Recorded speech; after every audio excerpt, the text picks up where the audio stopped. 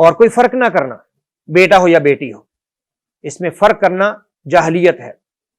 اور اس سے پہلے ہم نے ذکر کیا کہ جاہلیت میں ایسا ہوتا تھا کہ بیٹی کی آمد پر لوگ ناگواری کا اظہار کرتے تھے اور وہ پسند نہیں کرتے تھے، یوں غم سے بھر جاتے اور گھٹن میں رہتے۔ وَإِذَا بُشِّرَ أَحَدُهُم بِالْأُنثَىٰ وَلَّ وَجْهُهُ مُسْوَدًّا وَهُوَ كَظِيمٌ، جب بیٹی کی بشارت ملتی چہرہ سیاہ پڑ جاتا، غصے میں گھٹے گھٹے رہتے۔ تو بیٹی کی آمد پر ویسے ہی مبارکباد وصول کرنا جیسے بیٹے کی آمد پر ہوتی ہے، اور بیٹی کی ولادت پر ویسے ہی مٹھائی اور شیرینیاں بانٹنا جیسے بیٹے کی آمد اور ولادت پر ہے، دونوں میں فرق نہ کرنا یہ پروردگار کا تقاضا ہے۔ اولاد جیسی بھی ہو اللہ کی دین، اللہ کی عطا ہے۔